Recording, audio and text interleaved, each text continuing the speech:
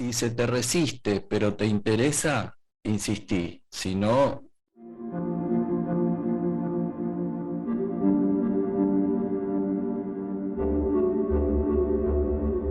hoy te voy a leer un capítulo de Encuentro con la sombra. Espero no tener problemas legales.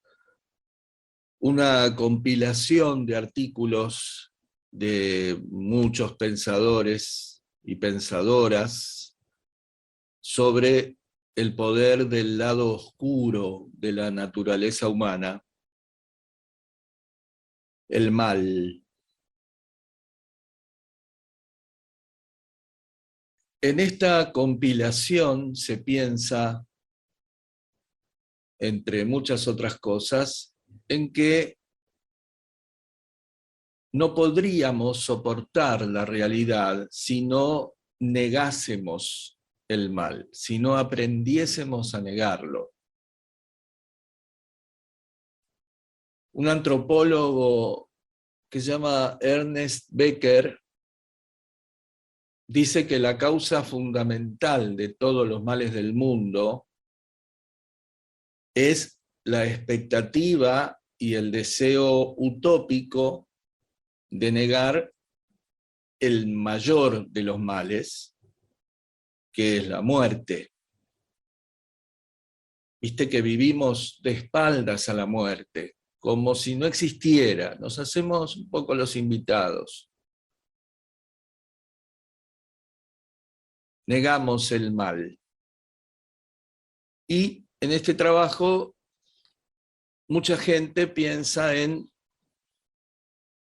que ya que el mal es inevitable, está ahí, mejor ponerlo de nuestro lado y acudir a la sombra amigablemente.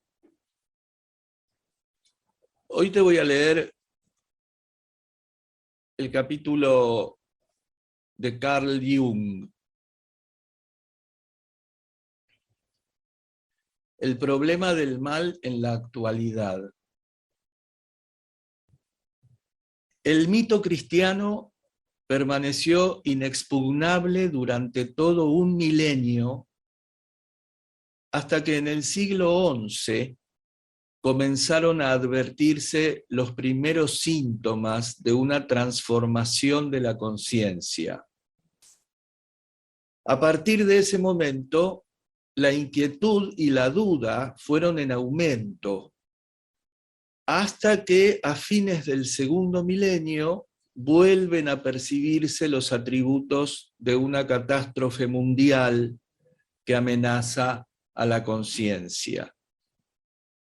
Esta amenaza consiste en una hipertrofia de la conciencia, una ibris, en otras palabras, que puede resumirse en la frase: no hay nada superior al hombre y sus hazañas.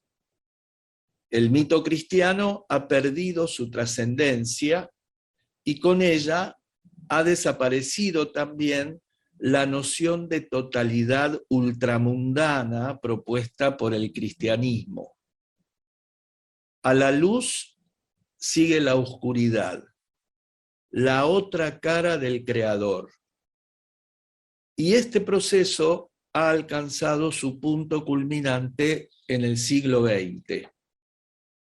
Esta emergencia del mal, cuya primera erupción violenta tuvo lugar en Alemania, coloca al cristianismo frente al mal, representado por la injusticia, la tiranía, la mentira, la esclavitud y la opresión de la conciencia, y revela hasta qué punto el cristianismo ha sido socavado en el siglo XX.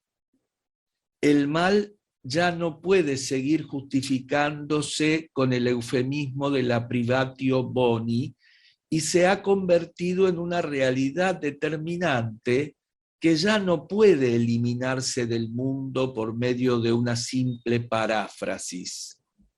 A partir de ahora, debemos aprender a controlarlo porque va a permanecer junto a nosotros aunque de momento resulte difícil concebir cómo podremos convivir con él sin experimentar sus terribles consecuencias. En cualquier caso, lo cierto es que necesitamos una reorientación, una metanoia. Permanecer en contacto con el mal supone correr el riesgo de sucumbir a él. Sin embargo, ya no podemos seguir sucumbiendo, ni siquiera al bien. Un bien en el que caemos deja de ser un bien moral. No se trata de que se convierta en algo malo, sino de que el mismo hecho de sucumbir puede generar todo tipo de problemas. Cualquier forma de adicción, ya se trate de la adicción al alcohol, a la morfina o al idealismo, es mala. Debemos dejar de pensar en el bien y el mal como términos absolutamente antagónicos. Debemos dejar de lado el criterio de la acción ética que considera que el bien es un imperativo categórico y que podemos soslayar el llamado mal. De este modo, al reconocer la realidad del mal, necesariamente relativizaremos al bien y al mal y comprenderemos que ambos constituyen paradójicamente dos mitades de la misma totalidad.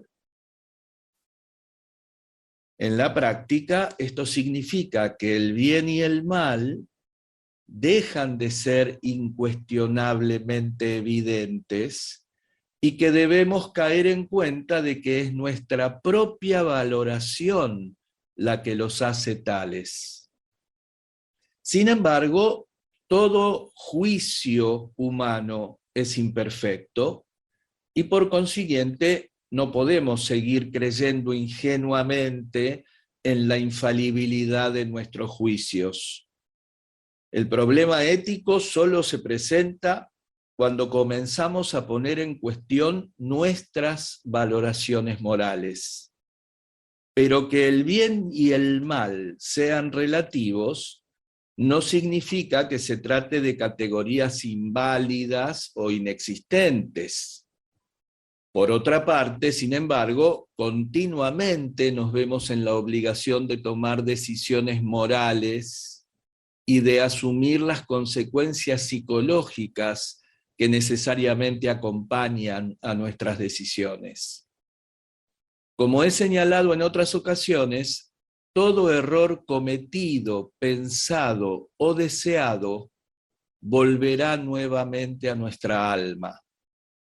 Los contenidos de nuestros juicios dependen del lugar y del momento, y por tanto asumen formas muy diversas. Toda valoración moral se asienta en la aparente certidumbre de un código moral que pretende saber exactamente lo que es bueno y lo que es malo. Pero una vez que hemos descubierto lo inseguro de sus fundamentos, cualquier decisión ética se convierte en un acto creador subjetivo. Es imposible eludir el tormento de la decisión ética. No obstante, por más extraño que pueda parecer, debemos ser lo suficientemente libres como para evitar el bien y para hacer el mal si nuestra decisión ética lo requiere así. Dicho en otras palabras, no debemos caer en ninguno de los opuestos. En este sentido, el neti-neti de la filosofía hindú nos proporciona un patrón moral sumamente útil. En determinados casos, el código moral se abroga y la decisión ética se deja en manos del individuo. Esto no es nada nuevo, en definitiva se trata de una antigua idea conocida en la época prepsicológica como conflicto de obligaciones. Como norma general, sin embargo, el individuo es tan inconsciente que suele ignorar totalmente su propia capacidad de elección y busca ansiosamente en el exterior normas y reglas que puedan orientar su conducta. Gran parte de la responsabilidad de esta situación reside en la educación, orientada exclusivamente a repetir viejas generalizaciones, pero totalmente silenciosa respecto de los secretos de la experiencia personal. De este modo, individuos que ni viven ni vivirán jamás de acuerdo con los ideales que proclaman, enseñan todo tipo de creencias y conductas idealistas, sabiendo de antemano que nadie va a cumplirlas, y lo que es todavía más grave, nadie cuestiona siquiera la validez de este tipo de enseñanza.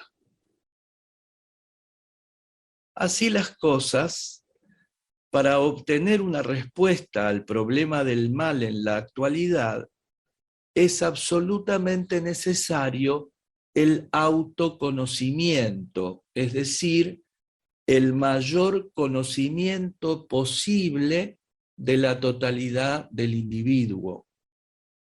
Debemos saber claramente cuál es nuestra capacidad para hacer el bien y cuántas vilezas podemos llegar a cometer.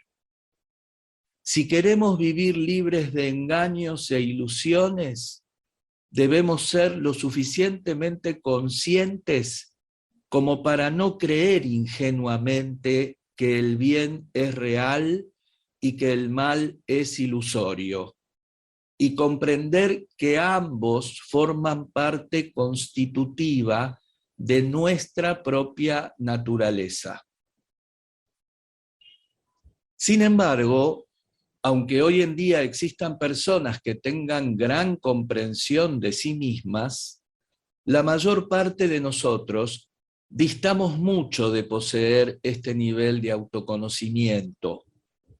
El autoconocimiento es de capital importancia porque nos permite acercarnos a ese estrato fundamental, a ese núcleo esencial del ser humano en el que moran los instintos y radican los factores dinámicos preexistentes que determinan las decisiones éticas de nuestra conciencia.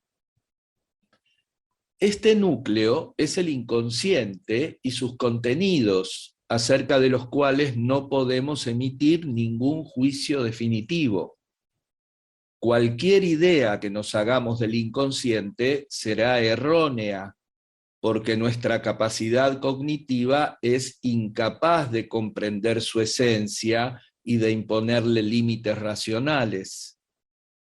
Para alcanzar el conocimiento de la naturaleza es necesaria la ciencia, que amplía nuestra conciencia, y de la misma manera, para profundizar nuestro autoconocimiento, necesitamos de la ciencia, es decir, de la psicología. No es posible construir un telescopio o un microscopio, por ejemplo, a fuerza de buena voluntad, sino que para ello es necesario tener profundos conocimientos de óptica. Hoy en día la psicología resulta de capital importancia. Nuestro conocimiento del ser humano es tan parcial y distorsionado que el nazismo y el bolchevismo nos han dejado perplejos y confusos.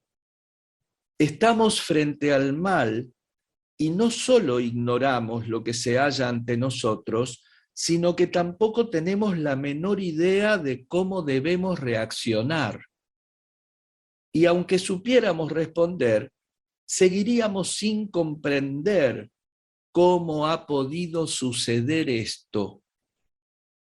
Con manifiesta ingenuidad, un estadista afirma que no tiene imaginación para el mal.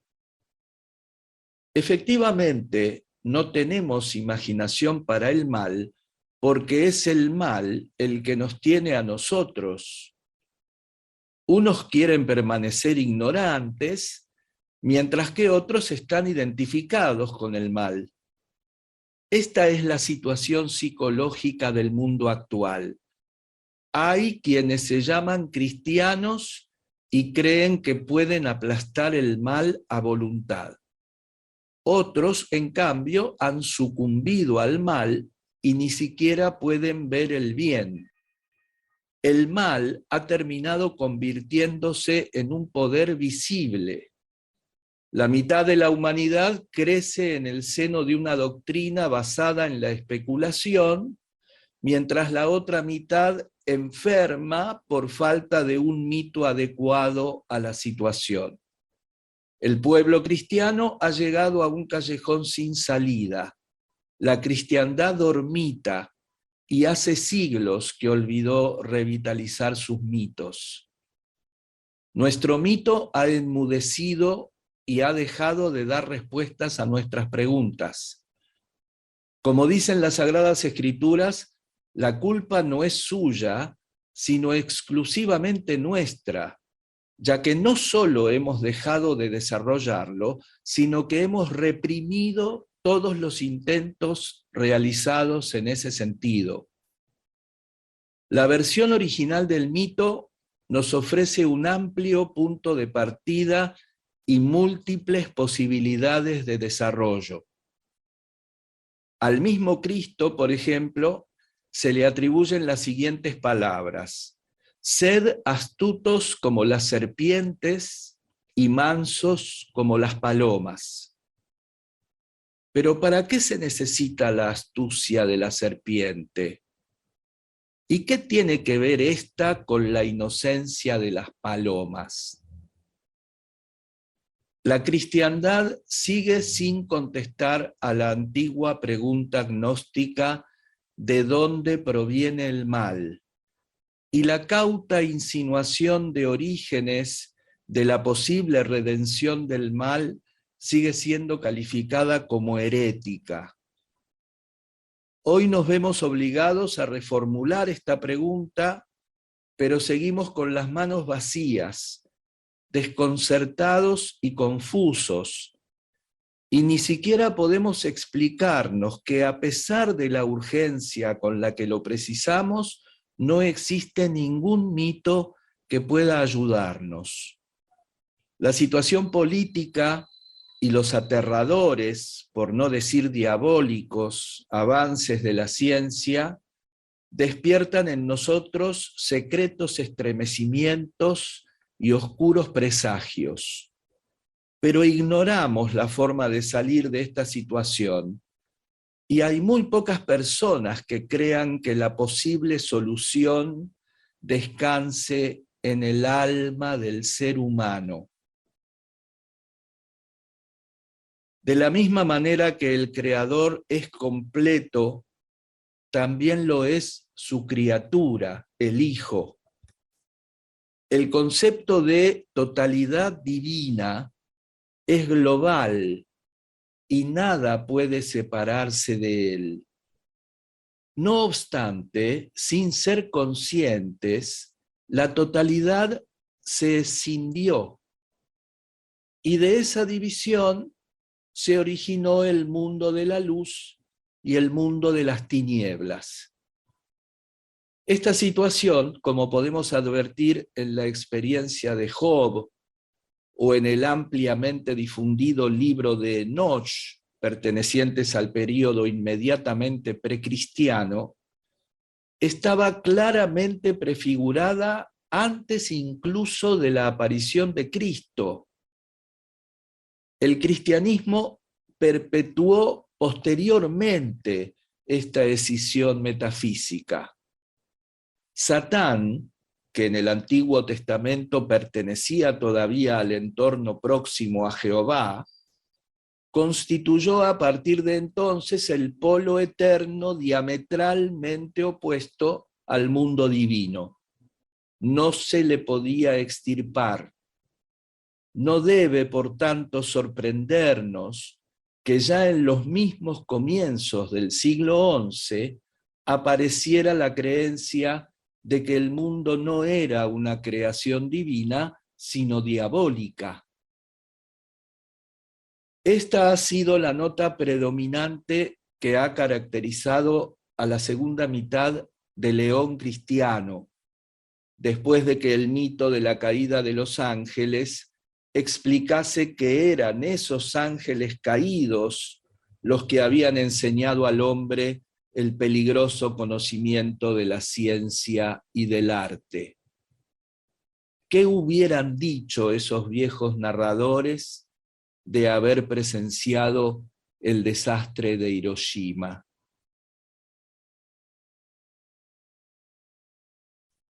Bueno, palabra de Jung para leer, releer, escuchar, volver a escuchar.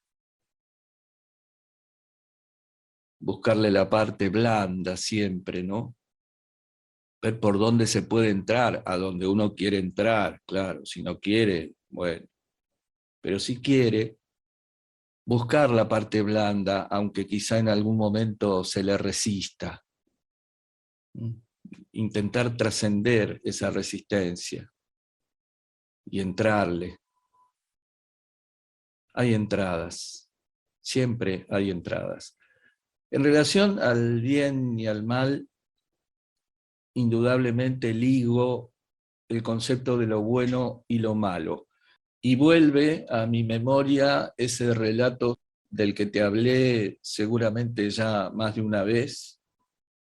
Te sugerí que lo buscases. Si no lo buscaste, o para que lo recuerdes, para que lo recordemos, a un campesino se le escapa su caballo y los vecinos le dicen qué mala suerte. Y él responde, ¿mala o buena? ¿Quién sabe? Ese caballo trae un grupo de caballos a la casa del campesino y los vecinos le dicen, qué buena suerte. Y el campesino dice, ¿buena o mala? ¿Quién sabe? El hijo del campesino, intentando domar uno de esos caballos, cae y se fractura un hueso de una pierna. Los vecinos dicen, qué mala suerte. Y el campesino, otra vez, mala o buena, quién sabe. El país entra en guerra y llegan a la casa del campesino los reclutadores buscando al hijo del campesino para llevarlo al frente, pero no pueden hacerlo porque está fracturado, incapacitado para la guerra. Qué buena suerte, diríamos. ¿Buena o mala? La creatividad, justamente, nos propone bueno y malo, como escuchamos, como leímos recién en Jung, bueno y malo, bien y mal, luz y sombra. Y esto me hace pensar también en algo que te mencioné muchas veces de Martin Buber, el concepto de la palabra primordial, yo, tú, y de lo que dice Gurdjieff acerca de la necesidad de un nuevo lenguaje para poder evolucionar, para poder mencionar las cosas por su verdadero nombre. La palabra que contiene en sí misma su propio opuesto, que sería la palabra completa. Hace unos días murió la mamá de una persona muy querida, muy valorada por mí. La señora estaba muy enferma desde hacía mucho tiempo y su muerte fue también una liberación. Y cuando le pregunté a esta persona ese día cómo estaba, me contestó en una sola palabra, triste feliz. Yo creo que este es el lenguaje del futuro, así se lo dije. Bueno, espero que te sirva. Acordate, si se te resiste pero te interesa, insistí. Si no, busca en otro lado.